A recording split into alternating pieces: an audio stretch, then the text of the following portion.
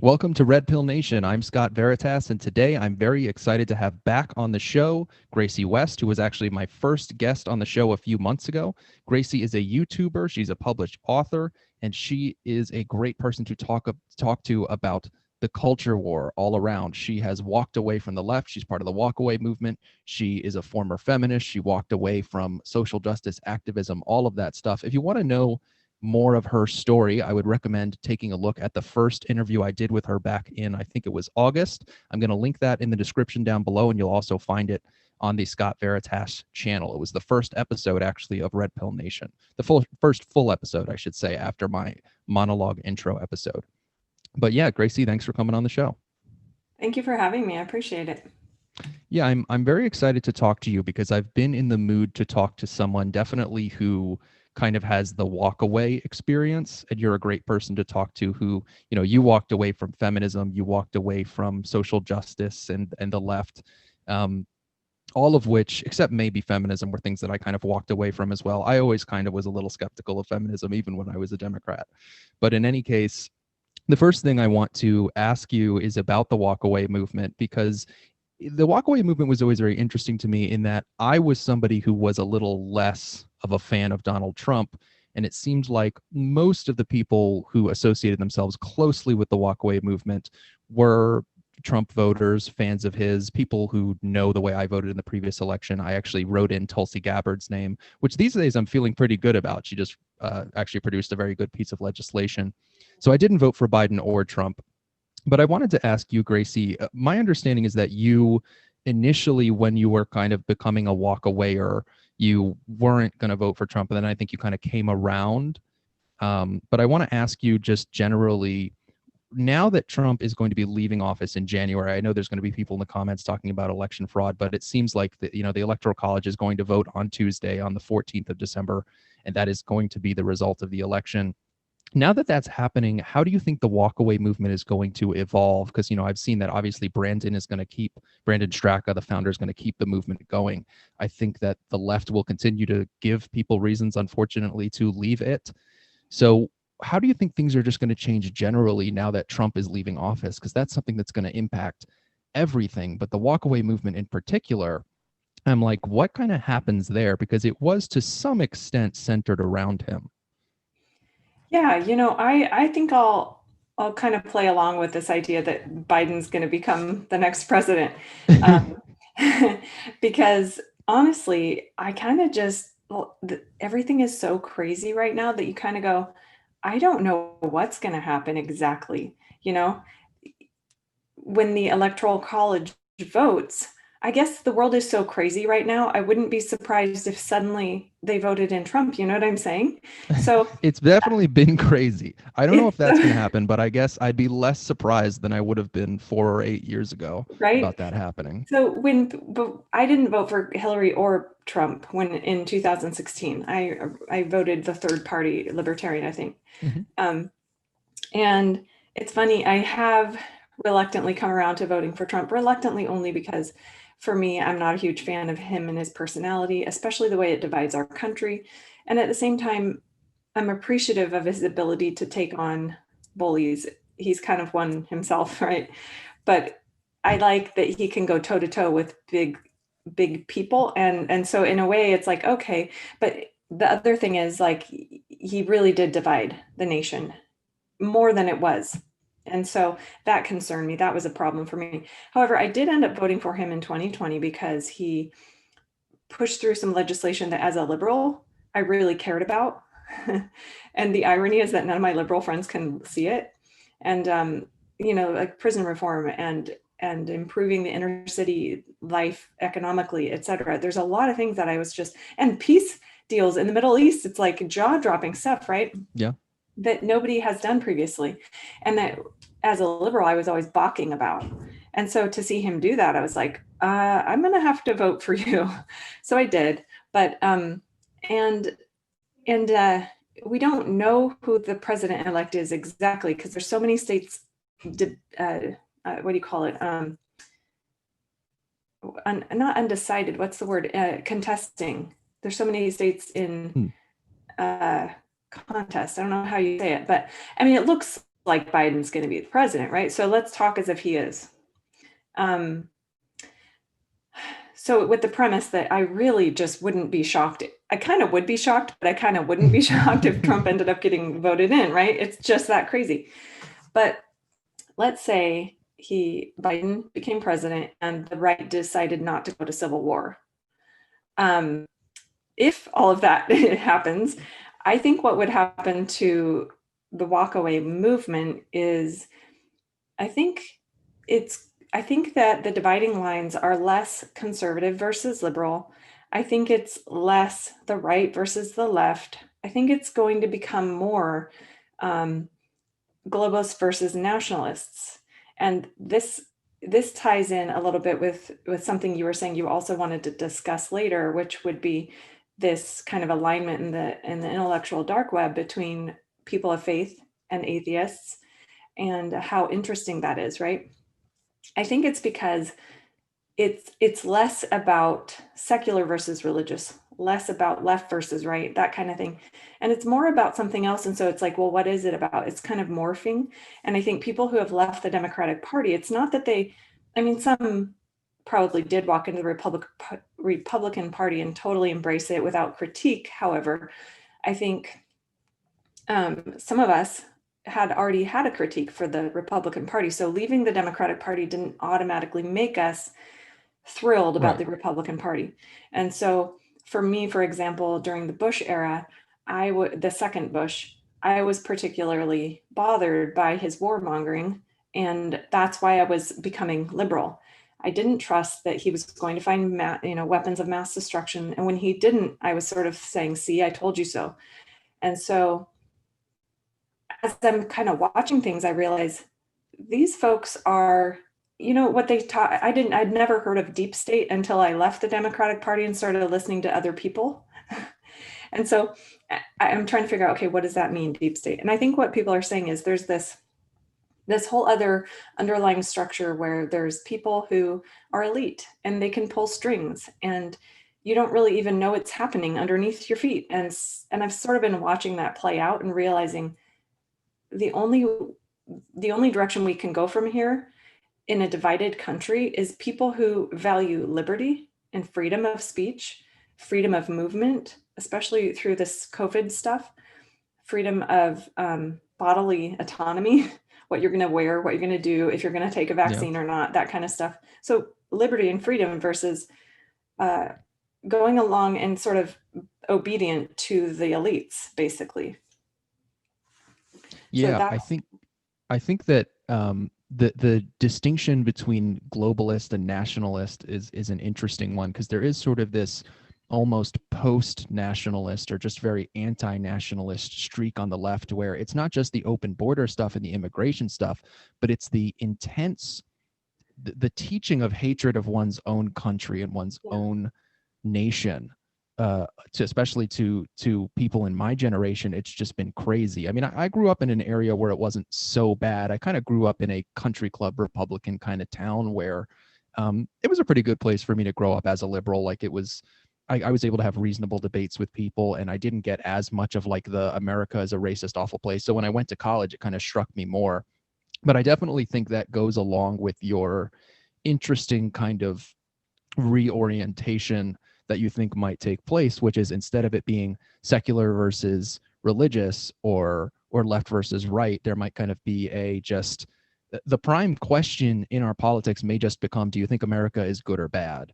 And if that's the question, then I think people like you or me who consider ourselves liberals have found ourselves and will continue to find ourselves aligning with people who would have considered themselves conservatives, but those words will become less relevant. I will say, on the note of kind of the premise we're working with, that you said part one is Joe Biden receives the electoral college votes in a couple of days, and then we don't immediately plunge into civil war. I am optimistic on the second notion. In the long term, I don't know. In the next 10 to 20 years, unfortunately, I definitely, I don't want there to be a civil war for 100%, but I unfortunately don't know. I think that we're not looking at a large-scale violent confrontation for at least I'll say at least 3 years. I think that we've got some time to work things out in this country peacefully before then. And of course, to the first notion that Joe Biden will be inaugurated, I guess I'm not really optimistic or pessimistic because I didn't vote for him, but I also didn't vote for Trump. But yeah, that I do like the idea of are we basically reorienting our politics not around these positions that we used to discuss, what is your position on abortion or gay marriage or what have you, but just on whether or not you want to fundamentally kind of flip America on its head because you think it's evil and terrible, and you want to base it off of a communist model or just a postmodernist model that where 2 + 2 = 5 and nothing makes any sense, or do you want to try and preserve at least some of the classical traditions that we have, which I would say is kind of the nationalist side. And it's uncomfortable because people associate nationalist, of course, with fascism, because they don't understand that fascism is extreme nationalism plus usually some form of, it's plus authoritarianism and usually some form of racism, which is not inherently a part of nationalism. But yeah, I think that's an interesting way to kind of think of it. Yeah, I think when it comes to nationalism, what's telling that it isn't necessarily some sort of a fascist, racist situation we have is what's telling is that it doesn't matter if you're in the United States, Australia, Canada, the United Kingdom, or Britain. The narrative is the same. The narrative is either you bend the knee to this ideology that says your country is bad, or you're a racist. And it's like, well, if Canadians are saying Canadians are the best, and the American, United States is saying we're the best, then how is that racist, or is that just people being nationalist? And so when people try to convolute, what's the word, mix those two together automatically as if just because you love country means you're a racist. Because let's say majority of the people who started your country are this particular color, because the US, the leftists really care about color, skin color, not necessarily ethnic heritage. They're just really anti-white people. So it doesn't matter what kind of As a Jew, I can relate to what you just said. It doesn't matter that I'm Jewish. The fact that I'm white is enough for them. Exactly. So they really care about color. So you have no merit as a Jew to speak about oppressed minorities. Or even anti-Semitism. And which is considering what the Jews have been through is incredible. It's unbelievably racist, and it's unbelievably hateful and anti-Semitic to say that you shouldn't be able to speak about Jewish stuff because of your skin color. I mean, it's so ludicrous, and yet because it's the establishment, everybody takes it as assumed. Of course, they're right because they control all the messaging I hear, school, media, news, social media, all of it. But so obviously we're swimming upstream saying these things, but it seems like reason, logic is swimming upstream. And I think that's one reason why a lot of liberals walked away from the Democratic Party, is because it got infested with far left thinkers that don't think rationally. They don't appreciate science. They don't appreciate Western ideals. In fact, they try to make them sound bad. Like they try to say that, logic and reason are not just bad, but they're white things. It's like, well, if you value those things, then you're kind of being mean to everybody else, but they try to make those things sound bad and then they call it white. It's ridiculous. It is this, there's this thing where everything just orbits around like what is bigoted and racist. I mean, you mentioned how there's kind of this new binary of either you hate your country or you're racist for loving your country. And I think that's really just an extension of a strategy that has appeared kind of as an overcorrection to the racism that did undeniably happen in the United States. I think what's happened is, so we look back at an ugly history where there was slavery, there was Jim Crow, and it was racist and it was terrible. And I think people try to take the emotions and the guilt that people, especially white people, have from that and say, okay, I can weaponize this and basically tell someone that, remember the documentary you watched in the 8th grade about Bull Connor and Martin Luther King? Well, if you're with me, you're Martin Luther King, and if you're against me, you're Bull Connor. Yeah, and it's just I think it's a very simple thing. People try to read into it so much, and I'm like, no, it's just a classic tactic of, call someone the nastiest name you can think of if they don't agree with you. Yeah, and if you can convince them that they are that thing, it's extremely it's such a dirty tactic. I It's will coercive. recommend. It really requires the person who's agreeing to go along with your coercion. It really requires them to put away their thinking, their own personal autonomous thinking, because you're not really allowed to ask questions. Even your question alone is evidence of your sin. And so it's really, if you don't want to get into conflict, if you don't want to be called the worst things, you just put away your thinking brain and you just accept the rhetoric, you repeat. And honestly, it's a lazy move on the person who adopts that. I went to college, got a degree in women's studies, and therefore, became a feminist and social justice activist, because really that's not a degree. It's an activist. Um, it's a machine that pumps out activism. And so it's not exactly like I came out educated, but I definitely came out indoctrinated. And one of the things that I thought I was educated, but honestly, as I stepped out of it and realized, I didn't really have my own arguments. I always had these words that people put in my mouth. As Carrie Smith from Unsafe Space says, they were magic words. And you just say these magic words and you don't have to think. And it's a very lazy strategy. It's kind of like the elite saying, look, just let me do the work. Let me pull the weight. I know what I'm doing. I'm the smart one. You're not. Just, be my pawn, be my ally, and say these words. And so people do. And I think it's a lazy move, honestly. And it's a lack of interest in confrontation. So it's my Yeah, assessment.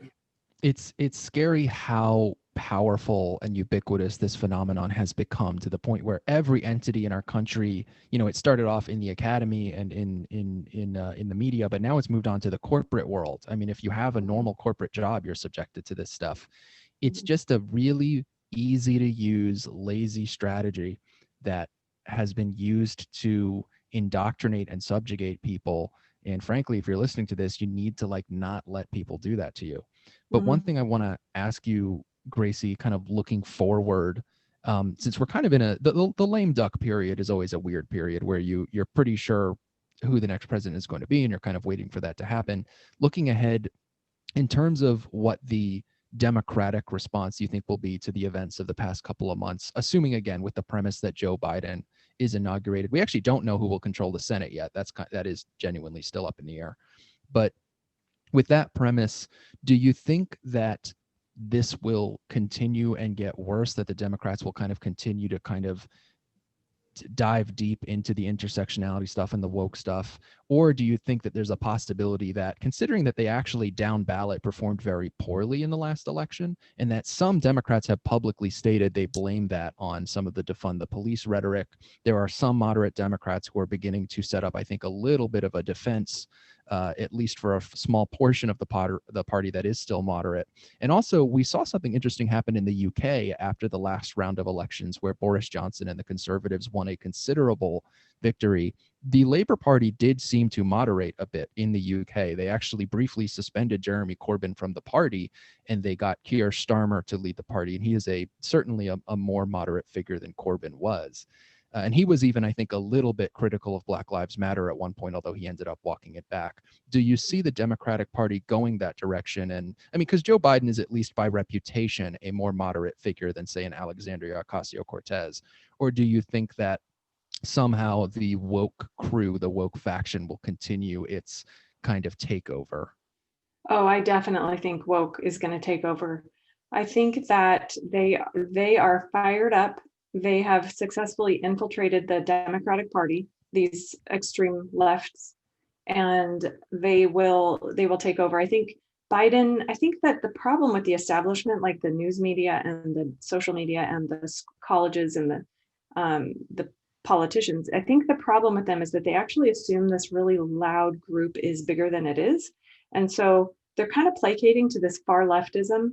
And I think that because they're kind of pandering to it or just letting it run over them, I really think it'll take hold, because I think what people miss is that the far left goal, I mean, they told me in college what the goal was. It's a revolution. And just like you said, it's people who either think this country is good or bad, and that's the dividing line. And they believe it's bad, and they believe it needs to be redone. They, kind of like Jordan Peterson says, they don't have an appreciation for exactly how difficult it is to create order. They don't have an appreciation for just how difficult it was to create the level of equality that we have created, because humans historically and currently just don't behave that way. It's not natural. And so to assume that you could just throw everything in the garbage and start over and actually have something better than what we have now is not just foolish, um, it's unbelievably scary, because I don't think that, like, for example, when I was living in Portland and I moved away a few months ago, I went downtown during the day because I thought it would be safer. I interviewed some of these people that were camping out in this area where police would not go. And I talked to them and said, okay, so what are you doing here exactly? You, this person I'm talking to, whoever it might be. He said, well, we need a revolution. I said, okay, so are you Antifa? He had these 3 arrows on his shirt. Hmm. And he said, no, I'm the Iron Front. Antifa is different, and we're very different. People mistake us for each other. I said, okay, well, how are you different? And he said, well, we have the same goal. I said, okay, what's that? He said, revolution. And I was like, well, I knew that, but I wanted to hear him say it. And he's like, actually, there's a few different groups out here, but we all have the same goal. We all have the goal of revolution. And so I said, well, what are you guys going to do after you, if you get this revolution? If you have government thrown out the window, what do you plan to do? And he goes, oh, we all want something different. We want anarchy. They want communism. This group wants, I don't know, some utopia that doesn't exist. And I just thought they are unbelievably foolish to think that they could just together get rid of a government and then somehow agree after, or do they just fight each other and whoever wins? Like, I don't think they understand how hard it is to stay out of poverty, to live at peace with people you very much disagree with, and have anything like equality with legislation. It's very difficult. And I think we're headed for, how Trump, some people said, was a symptom of the social situation. When he got elected, he was not, like, I woke, Trump was my ice water in my cold face and sleeping face, ice cold water in my sleeping face. So I woke up to suddenly realize, oh, he isn't the issue. He's actually a symptom of the issue. The issue is we're very divided. And so he comes into office and he kind of bulldozes through a bunch of stuff that conservatives were happy that he bulldozed through. But in the process, because of his personality, I think it's sort of agitated this divide, increased and widened the divide. And so I think if Trump leaves office, and I'm still not totally sold that he is, even though it's like, it looks like 99.999%, chance he's going to be out. And yet in my gut, I'm kind of like, we'll see. I don't know why, but we'll see. His initial victory was kind of like that, to be fair. It was a 99.99. That was really how it felt. And then at the last minute, he somehow did win. I would also put it at about 99.99%. I'm expecting Joe Biden it's to what be it looks like with your eyes. And yet it's just one of those things where you're like, well, we'll just see when they vote. We'll see. And I don't know what would be worse societally in terms of our social divide. What would be worse? Having him leave or go. I mean, having him go or stay, because I think both sides at this point are revved up to, well, they both believe that this election was rigged or not. Okay, let's put it this way. The right believes it was rigged. The left believes if he stays in office, he will be the inevitable dictator they thought he was all along. And so they're going to be fired up, and they have already armed themselves over the past 4 years. They've kind of switched moods about gun ownership, and they've been arming themselves and having their own militias. And so, it's like, okay, who's going to start the bloodshed first? And really, I think it depends on who ends up staying in office. I really hope you're right that we have at least 3 years before there's real bloodshed. I mean, there has been people dying in the streets because of a social cultural divide, with some of the police issues and the riots that happen because of those issues. But these issues are being kind of stirred up and agitated by the elites that are in control of our narrative right now, and it's all political. They're doing it for political gain, and they don't really care that the peasants are out there getting stirred up. In fact, they kind of need it. That's how I see it. Yeah, no, I think that what you said about just how foolish it is that people think they can replace our system and make it better, especially when it's people who, frankly, when they're engaging in the level of what I would actually call high fantasy that they are engaging in to kind of justify what it is they're doing. I mean, they're people who are going out and throwing Molotov cocktails at the police and saying, we're going to create order in this country. I mean, it's a level of contradiction and high fantasy that I would call many of these people mentally unwell. And it really does just reach the point of, again, I'll just say one more time, it is high fantasy. I mean, it is absolutely ridiculous to think that these individuals who are often younger than me, I'm 25, these people are sometimes 19, 20 years old, and that they're going to lead a resistance that overthrows the country, burns it to the ground, and makes it better out of the rubble. And it does reach a point of such ridiculousness. And the thing that they're doing, though, is they're making everyone else mentally unwell, because they weaponize the notion. I mean, look at what they did to Ted Wheeler in Portland. Ted Wheeler was a career politician. He was the treasurer of Oregon, became the mayor of Portland, and he probably wants to be governor or president at some point. And he just does whatever he thinks is going to benefit him the most. And as he faced a primary challenge from somebody who was very sympathetic to Antifa, Sarah Inarone, who ended up narrowly losing to him, but as he was facing that challenge, he was put in a position where he was made mentally unwell. Because frankly, to take the actions that he took in Portland, you have to be insane to see what these people are doing to your city, to your own apartment complex. They went to his apartment to harass him, and then to say, oh, I'm going to kind of negotiate with these people and not just immediately arrest all of them. Every time I saw one of the clips of Antifa, I'd have the same reaction these past few months. I just said out loud, I would go, arrest all of them. Arrest every single one of them, and this problem will go away. Just prosecute them for whatever crimes they're committed. There's no need to be particularly rough. These people are usually not the toughest in all reality. Some of them are crazy, but they're not that tough. And I just think that the kind of person you're referring to, and unfortunately, I think you're right that they're going to continue to kind of take over the left establishment and the Democratic Party. They are often mentally unwell, and they have a way of making previously normal people. I think at one point, Ted Wheeler was just a guy who was treasurer of Oregon, who wanted to become governor or president, who was just being a politician. He may have been a little bit of a crony, but he certainly wasn't insane. I think that he and others are being driven to do insane things and kind of become themselves indoctrinated. And that we see this with, and I think the evidence of what you said, which is that the Democratic Party will continue to get more woke, we see this with Joe Biden, because he is a 78-year-old man who said at one point that he thinks you should be able to select your own sex assignment in U.S. prisons, which shows a couple of things. It shows that he is being driven to believe insane things he didn't believe 5 years ago. There's no way that a 75-year-old man believes in this gender-bending nonsense. But he's being driven to say it because what we see from Joe Biden is that although he may be somewhat moderate on paper, in reality, he has no capacity to resist the pull of wokeness and the push of wokeness. He doesn't understand how dangerous it is. He thinks Antifa is an idea. There's another golden nugget from him. And unfortunately, I agree with you that whatever happened with the Labour Party seems to be reversing itself anyway in the UK, and that we are going to see kind of a continued downward spiral for the Democratic Party. There's something else you've mentioned a couple times I want to ask you about, and that's Donald Trump himself, because I actually feel a lot of kinship with you on your idea of Trump, in that he ignited a populist fire on the right that nobody else was really able to in modern times. And that is an accomplishment on some level. And he's actually passed some good legislation. I loved, for instance, when he banned critical race theory indoctrination sessions at federal contractors.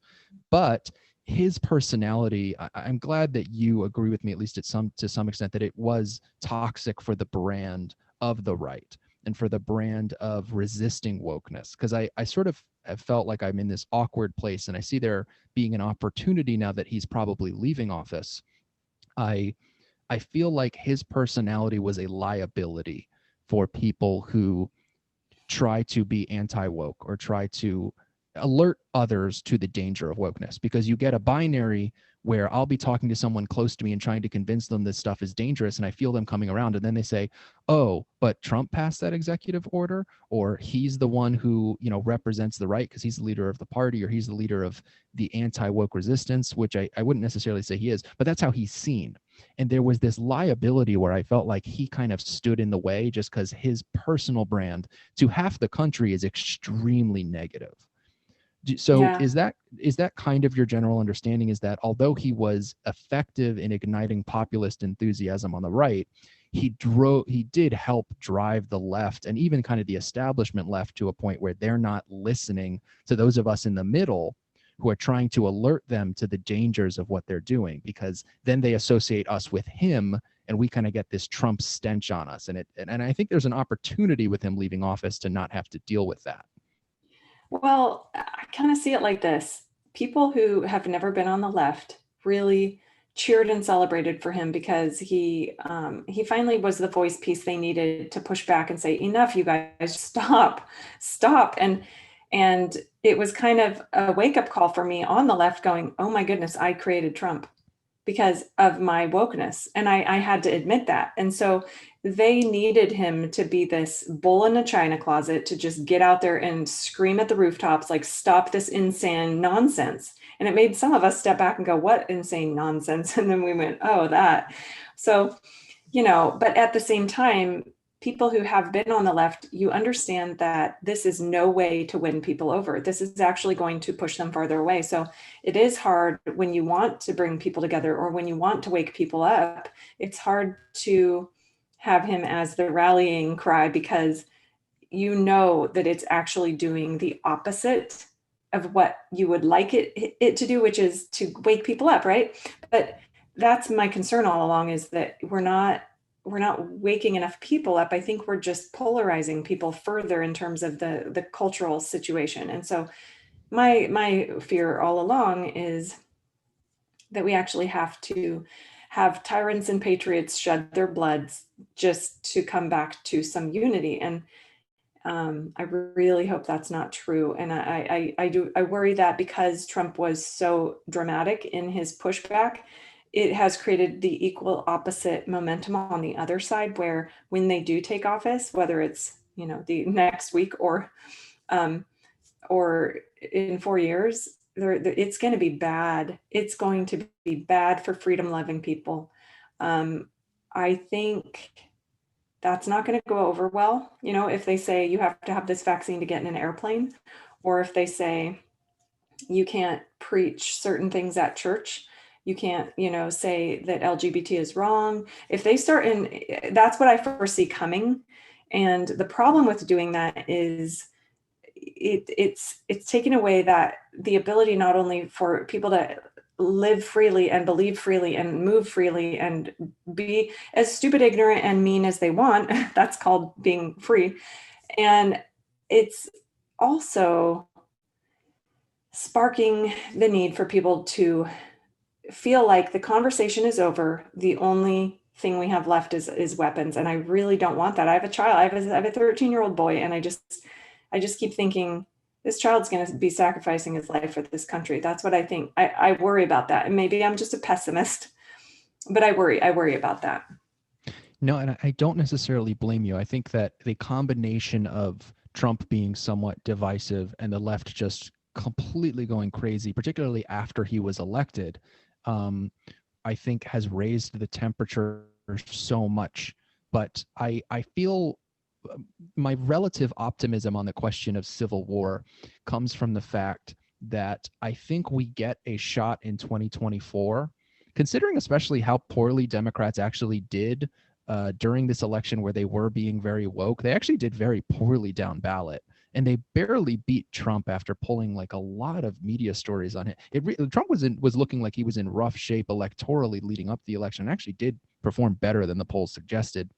And I feel like if the Republicans play their cards right in 2024 and put up somebody who can capture populist enthusiasm without alienating the left and moderate leftists, then I think there's the opportunity to take full control of government and start to do things like the critical race theory executive order and other things, deal with the tech censorship and all that from the government standpoint, that will help to sort of change the conversation and maybe bring down the level of heat, because people will see it as more of a two-sided conversation when there's a figure that isn't Trump that I think is actually being more effective. And I want to ask you if you think there's actually a distinct possibility that Trump will run again in 2024, but other than Trump, do you think there is a figure who could emerge sometime in the next, 2 to 4 years, or who has already emerged perhaps, who could take the mantle of sort of the populist, I hesitate to even say populist right, just sort of the populist not left,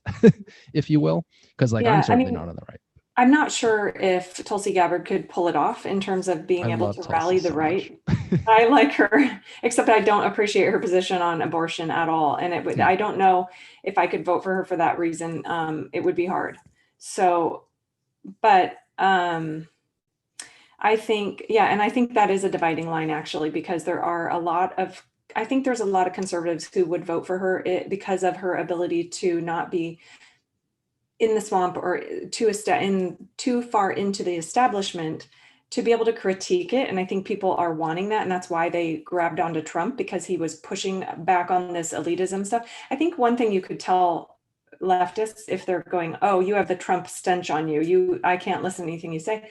One thing that's effective is saying, look, the Republicans hate him as much as the liberals do. I mean, the real establishment Republicans, they didn't want him there in the first place.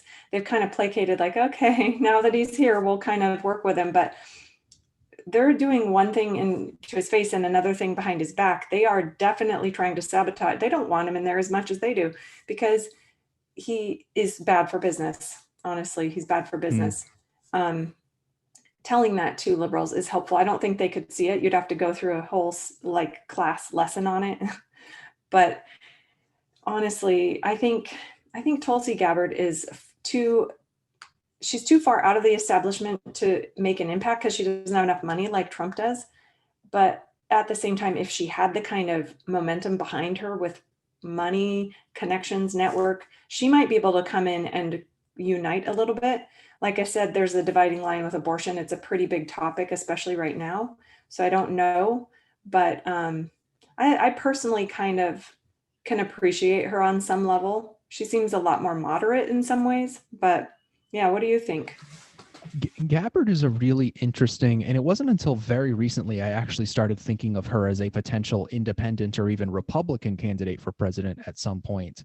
I mean, she'll probably remain a Democrat. She even went so far as to endorse Joe Biden, but I don't know. She is a very interesting figure. I mean, what she just did with this bill, for those that don't know, Tulsi Gabbard proposed legislation, the first legislation that I know of at the federal level that's ever been proposed to protect women's secondary education sports leagues from being from no longer being sex segregated effectively, because they will actually allow trans athletes who are biologically male, and this already happens, to be in those leagues. And of course, the biologically male trans women athletes are breaking all the records.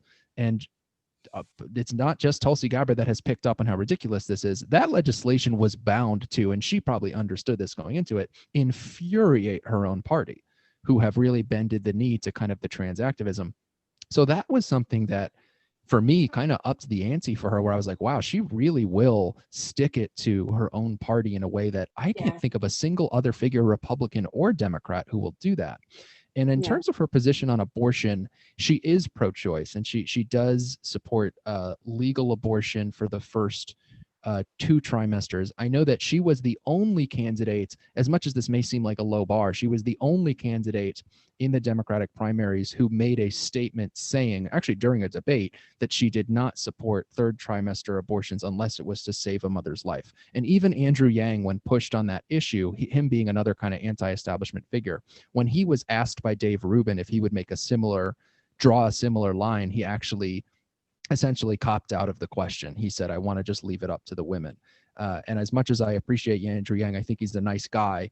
I think that he's kind of gone Hollywood and become a little bit of an establishment Democrat to an extent. So I've kind of been down on Andrew Yang and up with Tulsi lately. The other thing about Tulsi Gabbard is she is a woman of color and a veteran, and I feel like it would be more difficult to assail her character as a result, because Democrats have a natural affinity for minorities and women, frankly, and especially if you are both a minority and a woman. It looks more patently ridiculous when they call her a racist or a sexist than when they call Dan Crenshaw, who I also really like, by the way, a racist or a sexist, because as much as I hate to put it this way, Dan Crenshaw is a white male, and it's just easier to paint him with that brush, even if it is not true, and it is not. You'd be surprised, actually. You'd be surprised what they can do, Oh, women they'll of still color. do it. Oh, you know, they'll still say Yeah, like you're a traitor to your sex, you're a traitor to your race, yeah. you're an And Uncle they'll find Tom a or way to whatever. make her white. They'll find a way to say that her being a veteran is actually participating in the patriarchy, et cetera. I mean, they'll find a way. But the more you make them jump through hoops, the more patently ridiculous I think it looks to smart people. And Yeah, that's where I true. think smart, reasonable people will look at that and say, that woman is not. I mean, come on. They'll look at her and they'll say, this is a Yeah, Polynesian woman who fought in a damn war. She's probably a pretty good person. She's probably not a racist or a sexist. There will be people who will go along with it. Absolutely. There are people that will take any dribble that the DNC gives them. But I think that there's a group of people that would not be convinced. I mean, naturally, when you are looking at somebody who is a woman, is a minority, I think there is a question that people ask when they say, well, how exactly is that person supposed to be this, terribly bigoted individual? I mean, I think it's why somebody like Larry Elder or Candace Owens can get away with many of the things that they say. It's because they are black. I mean, yeah, but they if get they were, attacked left and right. They get yes, but called if they so were many white, bad I words. don't even know if they would have been able Yeah, to make it past the launch pad, because I think they would have been so right. quickly smacked down. And by the way, Oh, I think they're yeah, both right. smart people who have earned a lot of their Mhm, success in their own right. I just mean to mhm. suggest it would be way They would have worse. been censored. They would Yes, have it been would have been censored way more worse. The only reason quickly. they could even get past kind of the initial screening to be a part of Mhm, the mainstream conversation, I think saying the things that they say, which are particularly Candace Owens, are very provocative, mhm. is I think in part, and Candace Owens being a black woman in her case, and again, a smart lady who I go back and forth on Candace Owens, but I know she has certainly earned some of her success in her own right. I don't mean to suggest it is purely because she's black, but I think that it's been Well, she's easier for allowed to her. speak by social media sometimes, more Yes. often than someone. Let's say that everything she said, if she had a different skin color, she would have been banned a long time ago. Let's just Yes, put it if that if way. you or I were to say some of the things that Candace Owens says, we would have our channels deleted, and it would be very, very fast. It would not take Yeah. long for us to be We've been smacked down. unpersoned a long time ago. Yeah. Yeah, but yeah, I don't know. I think I mean, Nikki Haley is also a woman of color, but she takes a lot of criticism. I know Tucker Carlson really hates her, and people don't like Nikki Haley. I actually am not sure why that is. I don't know that much about her, but she's just somebody that I look at and I go like, yeah, I mean, I would definitely prefer her to a Democrat. Um, Mm. because, I mean, she at least, I'll say this, I do remember her speech at the convention where she said America is not a racist country, and to have a Republican stand there and say that word for word is it puts me at ease a little bit that she's not completely unwilling to say things which unfortunately at this point are considered provocative. It's actually provocative Mhm. to say that during a nationally Mhm. televised speech. Mhm. um, I don't know really. I don't know if there are that many obvious choices in 2024. I think I there's don't actually know. a big lane for somebody with the last name Trump to fly in, which I is not my preference, but it's No, certainly because a we keep going possibility. Clinton, Bush, Trump, Clinton, Can't, Bush. yeah, It's no more like, come on. dynasties. Yeah. Yeah. But, Kamala Harris, she frightens me. She is a Oh true yeah. believer in this cult that empowers people like her, narcissists. She's a true believer. Like, she has checked all the boxes that they need her to check to gain power. When I listen to Kamala Harris, all I hear is a power hungry person who sees her perfect opportunity to take it, to exploit all the things about her that make people feel obligated to place her in power. I don't see merit. I don't see anything that true liberals would be really amazed and proud to uphold and prop up. She frightens me, honestly. Oh, Gracie, I agree with you 110%. Kamala Harris, she actually does give me chills. She creeps me out. I feel uncomfortable. Like if I was in a room with her, I would feel physically uncomfortable. I think she's a very, very insidious individual. I always say I do Kamala too. Harris is Hillary Clinton on steroids. I would Yes. actually Well, much prefer Clinton. And again, no love for Hillary Clinton, but to me, Clinton was very much like she's a politician. Like Clinton is a politician through and through. I didn't view her as being particularly sadistic. I just viewed her as being kind of crony, kind of like I like to win elections and become president because I'll go down in history. Kamala Harris is somebody that is genuinely creepy to me in how much she seems to take pleasure in sort of going in this mm, authoritarian direction. There was a moment uh, where she was debating Joe Biden, and he said, "Oh, well, before I do a federal mask mandate, I'd have to make sure it was constitutional." And she laughed and she said, "Joe, can't we just say yes, we can?" And yeah, it was supposed to be a joke, I suppose, but the subtext was, who cares what the Constitution says? Yep. And I don't think she was joking. That's the thing. She laughs, but it's that weird politician laugh, that Mm-hmm. cackle. And Mm-hmm. it gave me the creeps, because I was like, she's not joking. Like, I She think she doesn't wants care. people to think she's joking, but she does not give a darn She about is the a true Constitution. Or believer in the message of bend the knee. I am your superior. Look at my skin. Look at my gender. I am your superior. Bend the knee. Like that's what I picture her saying when she's talking. And I just go, oh, I just get chills, you know? No, and I think I'm glad you brought her up, because for the 2024 conversation, I actually believe it's more likely than not that she is the candidate instead of Biden. I Oh, will say yeah. I I'm mean, not he's going to into a be lot of dead the, soon. He's going to die yeah. soon, whether on his own or not. Yeah, I think that as much as I wish the best of health to Joe Biden, but I I think whether I don't necessarily think he's going to pass away. I actually would think that he is going to be attacked as either being senile or being not sufficiently woke enough, and he will resign. That is my suspicion, is that, or he will just say at one point, he will just say, hey, I am now an 82-year-old man, which is how old he'll be in 2024. I am going to let Kamala be the candidate. And he will be either bullied into that, or maybe to some extent voluntarily, because he's got to realize how old he is on some level. But Yeah, I just yeah. think I don't see him lasting 4 years. Like you said, I wish the best for him. I don't wish harm on him. I actually feel really bad when I see him. I feel like It's a people little who love sus. him should tell him, look, just enjoy the last part of your life.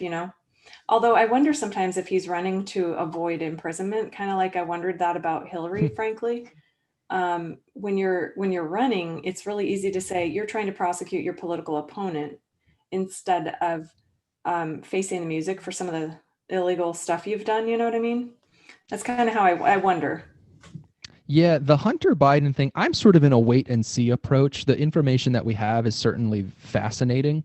I'm just waiting to see what more information emerges about Hunter Biden's relationship with his father and Ukraine and all of that. I don't have a ton to say on that. I will at least say that certainly the way the story was treated prior to the election by social media was extremely unnerving to those of us that care about freedom of the press. But Mhm. there's one more thing I want to ask you about, Gracie. I actually don't think we may not have time for the religion conversation. We'll have to save that for another. I think we could do a whole show on that, and I might even bring in like one more person. That could be it's a whole podcast. I want to ask you about feminism, because you are a former feminist. You sort of reneged on your feminism, as is typically the case of somebody who walks away from the left and social justice. And I wanted to ask you about it because, strangely, after what I felt like was an unprecedented, I would say it was like a 4-year period from 2014 to 2018. I would say from Gamergate to the Kavanaugh confirmation hearings. There was an unprecedented level of attention given to feminism and the idea of women's empowerment and women's issues. A ton of women were elected to Congress. Not that there's anything inherently wrong with that, but the way that it was covered was certainly a little weird. Of just like, oh, how good is it that these women are being elected, irrespective of their qualifications? Um, but it seemed like that actually kind of got snuffed out recently, and I think it was twofold.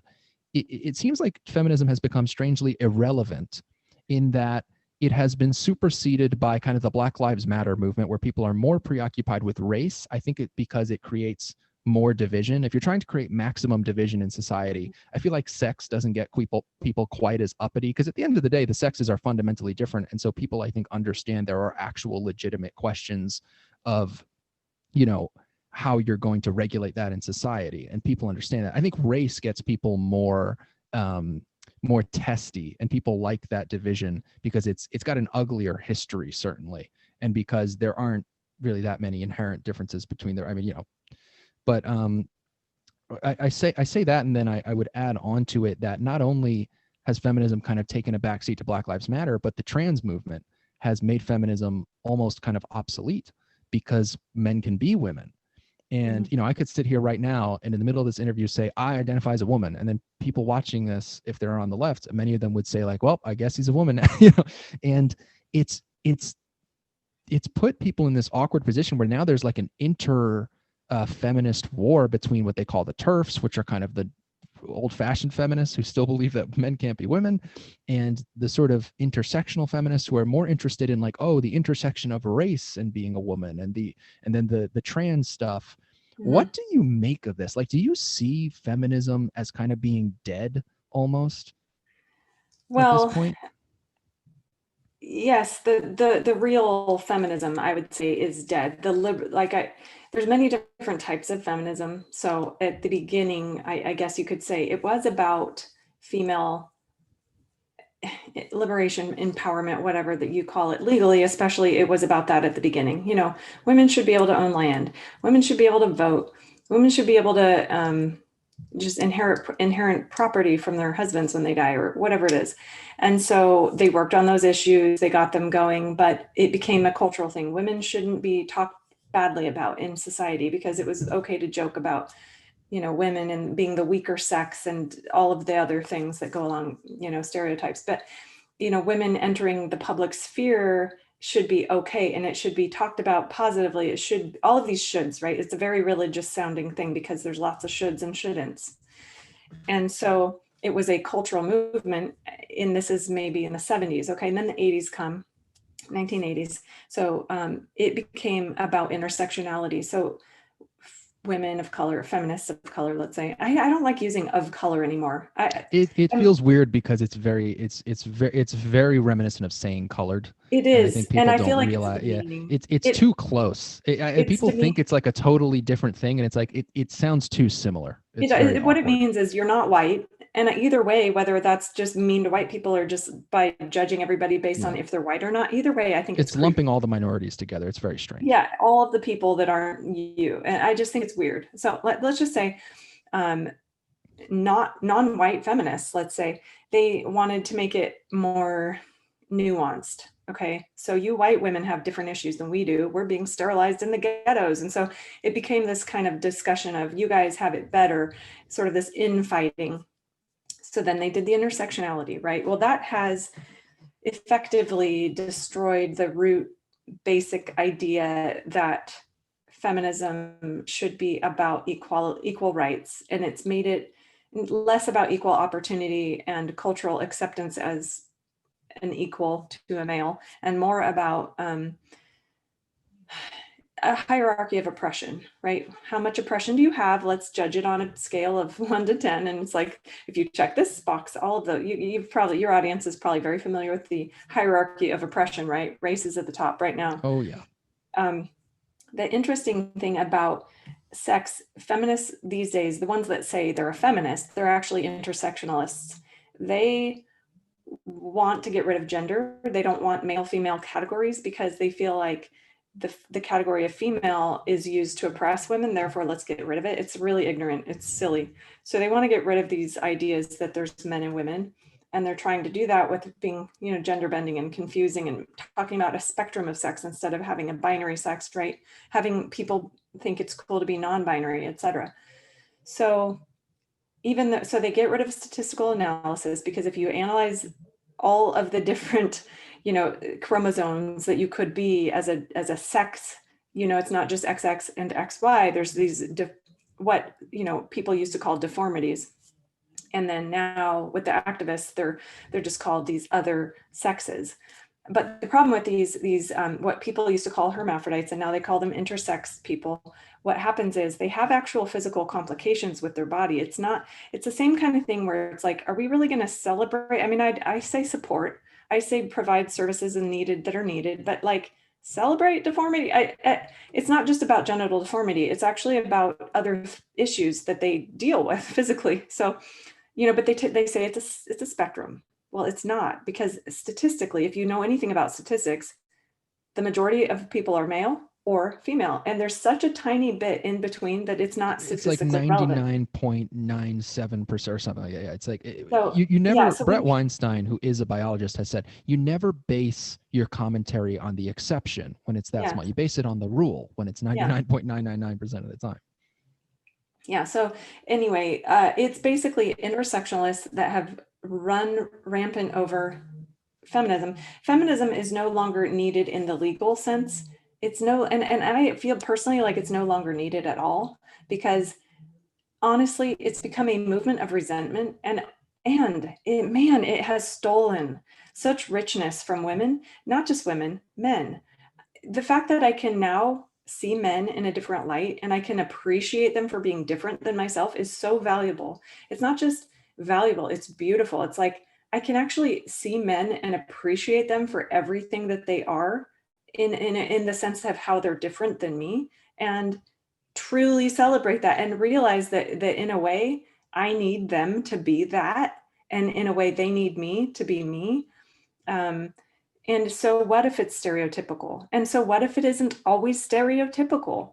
And so let's just chill out, everybody. And so, I just, I have been so enriched having come to the place where I'm really thankful for men and how they're different, really thankful for their instinct of protection, really thankful for their physical mass and how they're larger and can protect, really grateful for how they think differently and how they're way less complex with their thought process, because sometimes my thoughts get super tangled up, and it is helpful to have them detangle it or make it so much more simple. And it's like, okay, thank you. And I can say all of that because I've finally admitted that not only is it true, but it's so valuable. And man, I just feel like my life has been unbelievably enriched since I've not just left feminism, but really embraced the idea that we're different and that's good. It's not just okay, it's actually good. It's necessary. To not only embrace but to celebrate reality and the truth is such a liberating thing. I still remember when I kind of dropped. I was never a big feminist, Black Lives Matter I always was a little skeptical of some of the more social justice-y stuff. I was a very partisan Democrat, but I always was a little skeptical of it, but I sort of played footsies with it, particularly in 2015 and 16 before Trump won as he was running for president. I was indoctrinated a little bit into the notion of kind of like the racists versus everybody else. And when I dropped that and just accepted the reality that particularly, I don't particularly believe the races are all that different. I mean, I think that Black people and white people are fundamentally pretty much the same, but the sexes are actually quite different. And that, of course, it's going to affect our reality. That is going to manifest itself in the way that men and women interact, and that is okay. And it can be fun and it can be beautiful. That the cat and mouse game that men and women play with each other in the dating world is not rapey and gross. Just all of these things that we can't have. Like, well, yeah. And if you know anything about romance novels, women actually want that, even feminists. My girlfriend, without saying her name, I'm always afraid to dox her, but I know she loves romance novels. And she's told me like some of this stuff is, it would not pass the test of... Yeah, because actually what women want is an aggressive male who, that's what they want. They want that sexually. They want that in life. They want to know they're protected by this man. He can act aggressively, but he's in control of that. And he's able, like the way that Jordan Peterson says it is, he's able to be a tyrant, but he chooses not to be. And that's kind of like that's actually what's built into female. It's like encrypted, you could say we've evolved alongside each other to appreciate these qualities for various reasons. I mean, if you're a microbiologist and you believe in evolution for billions of years, you would say this is how we've learned to not only survive but cohabitate, and this is the cat and mouse game people play, but it's also needed because he has to know that his instinct is to protect at all cost the one that he's chosen. And she needs to know that he will do that and he can do that. Now, she doesn't want a guy who isn't able to do that. Like, this is built into our encrypted code, really, Yeah, and also what it's done in terms of telling women not to be feminine is just very distressing. I mean, my girlfriend, who would probably consider herself maybe nominally a feminist in that she sees it as just like I'm a woman who generally supports women, but she knows about the extremities of it. But she is thankfully somebody who is not at all afraid to let her femininity flag fly. She's a girly girl, and I love that about her. And I found, though, when I was in the process of finding her, when I was dating as an early 20s, just a couple of years ago, I've been with her for about 2 years, the number of girls I would meet who just seemed to shy away from their femininity, who, didn't want to do any of the things that I kind of was raised to expect of women. And by the way, I'm not talking about cooking and cleaning. I'm talking more about just like basic aspects of their personality that they were almost suppressing. Oh yeah, which were nurture. things that I would It's have a nurture. appreciated, things I would have loved to Yeah. experience Well, I of will just, say yeah, it's like nurturing too. It's like when someone is in need around you and like they're yes, sick nurturing. or something, it's an instinct for the average female to want to nurture. I see it in my daughter, and she is 11. It's funny because I was a feminist when she was little, and I had her hair short. She was wearing little pants, and when the first thing she realized dresses were a thing, like when she was like maybe 3 or 4, she was like, I want to wear dresses. And I thought, well, okay. I mean, I was trained to think you shouldn't want girls to be girly because girls suck apparently. So you have to suppress all of the things that are related to being female. But I thought, well, I don't want to tell my little girl she can't have what she wants. And so I would give her what she wants. She wanted pink, she wanted dresses, she wanted all the things. And I was thinking, that's so weird because I didn't teach you any of this. And I gave my little boy a doll when he was little. I mean, I kind of wanted him to nurture it, and he was sort of like, "Oh yeah, yeah." I mean, he liked it, but like he would take it by the arm and throw it across the room, and I was like, "Oh, you can't do that." I had to teach him this, right? You can't throw babies. And It's so not as for my innate. daughter, yeah, That's it's very not quite funny. as innate. I mean, he's very paternal and very nurturing, but at the same time, I saw a distinct difference between Yeah. the way that she responded to this little doll. And so it's kind of built into your DNA. And I had to admit that when I had kids, because I thought, well, it's either I admit that or I tell my kids they can't have what they want. And I'm not ready to do that. So I see it. And I told my daughter that recently. She was talking about how she wants to babysit and she just thinks babies are so cute. And I thought it starts really young for women and girls. And I told her, look, honey, I talked to her about feminism. I said, I used to be a feminist. I used to think that these weren't good. And you'll hear girls and women tell you shouldn't like this stuff, but never forget who you are. Never forget what you want, what you like. Don't let people tell you. So I had to have that conversation with her because I know she's going to come up against all of this, like, you shouldn't be that way. Shame on you, And you what a know? terrible thing to do. To pry out, I'll put it this way. I actually do agree with the notion that there are some aspects of femininity and masculinity that can manifest themselves in toxic ways. Yeah. I don't think that's wrong, but there's also a positive side to them. That is, it is the subtext of saying toxic masculinity is that there is no positive masculinity. And I Hmm. think that a great disservice has been done to both men and women, Yeah. especially when they are attempting to interact with each other, and especially in a romantic context, Hmm. when we take out the notion that yes, there are going to be roles that you will be naturally inclined to play, and there's nothing wrong with leaning into that. And to varying extents, some people are going to be 100% as girly or manly as a person can be. Someone like me, I consider myself like 80-20. There's a really interesting theory that you look for people who mirror yourself. So like if you're androgynous and you're 50-50, you'll look for someone else who's 50-50. If you're 100% masculine, you'll look for somebody who's 100% feminine. If you're like me and you're a fairly masculine person with maybe some feminine traits, at like 80-20, I look for someone who's 80-20, which I would consider my girlfriend to be. And that theory, I accept the fact that there's some variance there, right? Like there are going to be androgynous people that want to be with other androgynous people. Good for them. 98% of us are not going to be that way because it's not the way that most people are wired.